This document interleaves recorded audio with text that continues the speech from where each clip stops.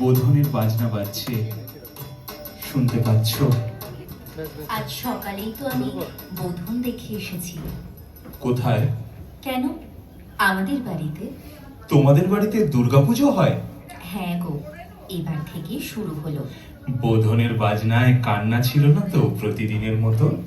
না গো রজত, না। আমি খুব খুশি আজ, তাই জানো? আমার চোখের দিকে তাকাও। এই তাকালাম।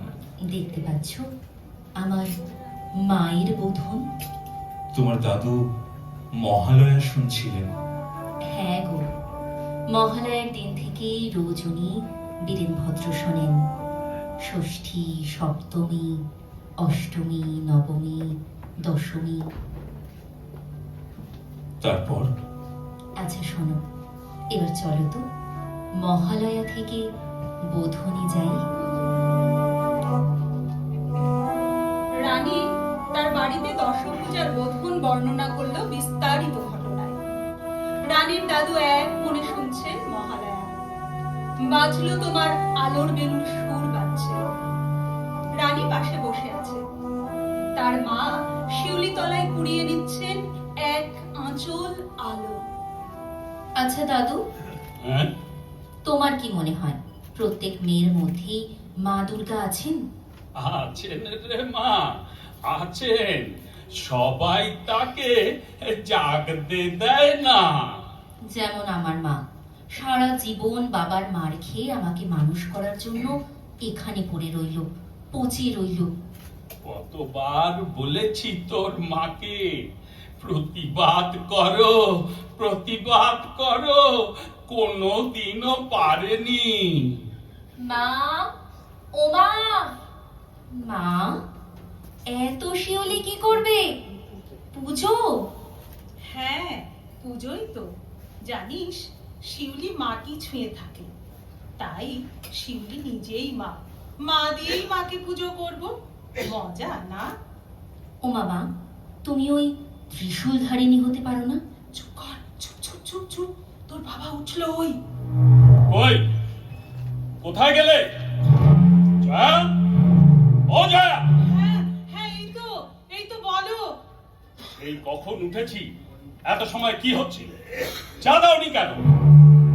একার দিন একটু যদি দেরি হয় তাতে কি এসে যায়? পুজোর সময়। কি আমার মুখে মুখে কথা? হ্যাঁ, এই নে শাস্তি। রানীর বাবার চড় খাওয়ার পরেই রানীর মা জয়া এক চড় মারে তার বাবার গালে। তারপর জিজ্ঞেস করে, এখন দেব চা?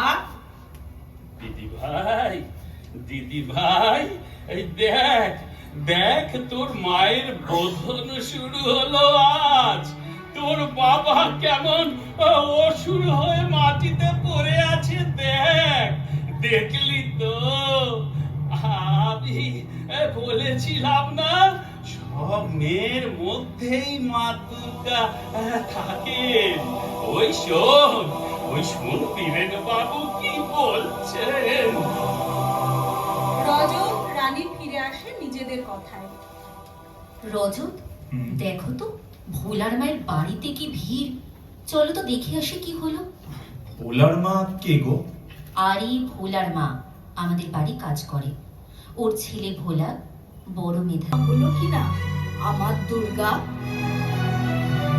ভোলার মা, আমি দেবী নই, আমি মানুষ। আমি মানুষ পুজোই করবো গো মা। আমার ভোলা আমায় মন্ত্র শিখিয়ে দিয়েছে।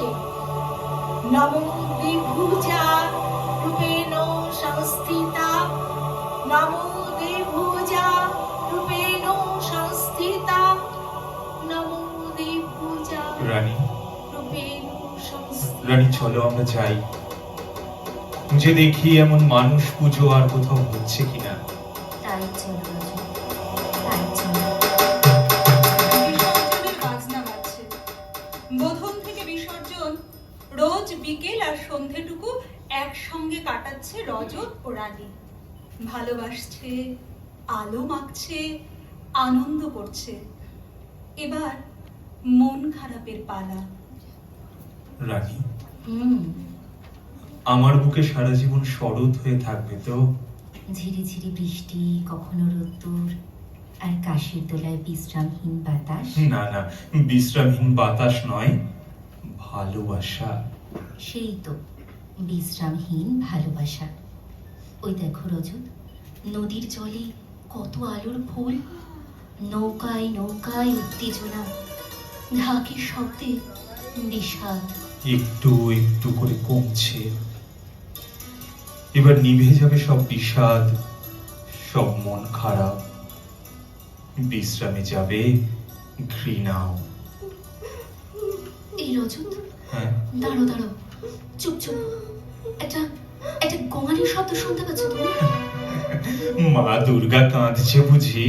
না না রজত, ভালো করে শোনো। দাঁড়াও দাঁড়াও, হ্যাঁ আমিও শুনতে পাচ্ছি। চলো তো, চলো তো যাই। রানী, রানী, এই দেখো, এই দেখো একটা প্রাণ। মা দুর্গার গলে যাওয়া মাটি আঁকড়ে ধরে রাখতে রাখতে ডুবে যাচ্ছে। উফ, কি ভয়ঙ্কর! ওর রক্ত মাংস সব যেন খুবলে খুবলে খেয়ে ভাসিয়ে দিয়েছে কোনো অসুর। ওকে বাঁচাও রজত, ওকে বাঁচাও, ও যে একটা শিশু, ওকে বাঁচাও, বাঁচাও রজত। রজত ও রানী বাচ্চাটিকে তুলে এনে ডাক্তারের কাছে আনে। দিন চারেক পরে হাসপাতালে মেয়েটির কাছে যায় রানী।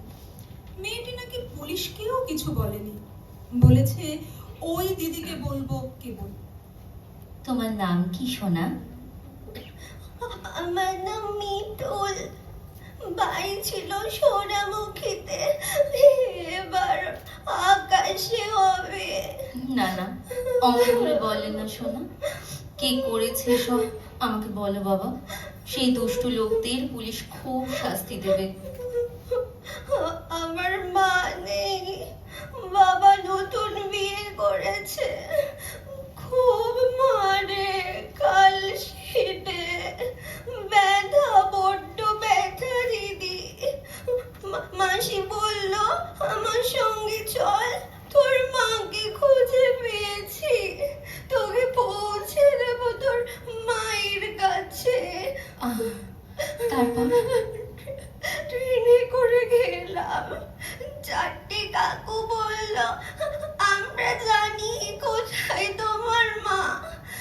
তারপর আমার খিদে তেষ্টায় ফেটে যেতে যাওয়া শরীর ওরা ছিঁড়ে ছিঁড়ে খেলো। কত মিনতি করলাম, বললাম আমি নিজে যে কিছু খাইনি, আমি খেও না। সোনা আমার, জল খাবে বাবা? খুব কষ্ট হচ্ছে তাই না? আমি একবার ডাক্তার বাবুকে ডাকি। না না, শোনো শোনো, তারপর কি হলো?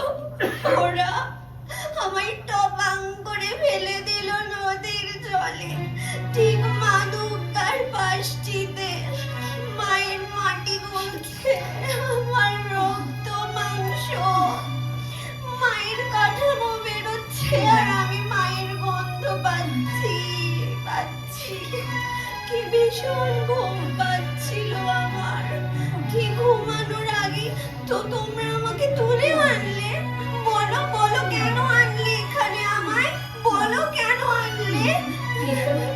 মিতু মা আমার, লক্ষ্মী মা আমার মিতু।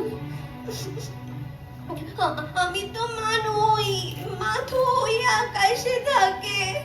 ওই ওই দেখো, জানলার বাইরে থেকে ডাকছে আমায়। বিসর্জনের বাজনা বাজছে, নদীর জলে আলোর ফুল। বিসর্জন হয়ে গেছে সোনা, এরপর মা লক্ষ্মী আসবেন ঘরে, পূর্ণিমার ফুল ফুটবে। পূর্ণিমাকে বলো সব অন্ধকারে আলোর ফুল ফোটাতে। ও এখনো শিখতে পারেনি, এখনো না, এখনো না। Mitul, Mitul, Mitul, Mitul, Mitul, Mitul, doctor, doctor. মিতুলের মৃত্যু। শান্ত হও রানী, রজত, ওই দেখো চাঁদ বড় হচ্ছে একটু একটু করে। মনে আছে তো, সমস্ত অন্ধকার মুছিয়ে দিতে হবে আমাদেরই এই পূর্ণিমার আগে। মিতুলকে বলতে হবে এই পূর্ণিমা কোজাগরীর, আলোর ফুল ফোটাতে জানি। চলো চলো, থানায় যেতে হবে, পুলিশের সঙ্গে মিতুলের অসুর খুঁজতে হবে। চলো রজত, চলো। তবে তার আগে দাদুকে একবার বলে আসি, সব মেয়েরা এখনো উচ্চস্বরে বলতে পারে না, এখনো উচ্চস্বরে বলতে পারে না, সর্বমঙ্গল মঙ্গলে শিবে আমার সর্বার্থ সাধিকে, অসংখ্য সন্তান কুলকালিকে, ধর্ম অর্থ সুখ দুঃখদায়ীকে আমার পুষ্পাঞ্জলি গ্রহণ করো। এই ভক্তি প্রীতি বৃত্তি শক্তি করে লইয়া তোমার পদতলে পুষ্পাঞ্জলি দিতেছি। তুমি এই অনন্ত জলমণ্ডল ত্যাগ করিয়া একবার মোহিনী মূর্তি একবার জগৎ সমীপে প্রকাশ করো। এসো মা, নবরাগরঙ্গিনী, নববলধারিণী, নবধর্মে দর্পিণী, নবস্বপ্নদর্শিনী। এসো মা, গৃহে এসো। 6 কোটি সন্তানে একত্রে এককালে 12 কোটি করজোড় করিয়া তোমার পাদপদ্ম পূজা করিব। 6 কোটি মুখে ডাকিব, মা প্রসূতি অম্বিকে, ধাত্রী ধরিত্রী ধন ধান্য দায়িকে, নরঙ্গ শোভিনী নগেন্দ্র বালিকে, শরৎ সুন্দরী চারুপূর্ণ চন্দ্র ভালিকে। ডাকিব সিন্ধু সেবিতে, সিন্ধু পূজিতে, সিন্ধু মথনকারিণী, শত্রুবধে 10 ভুজে 10 প্রহরণ ধারিণী।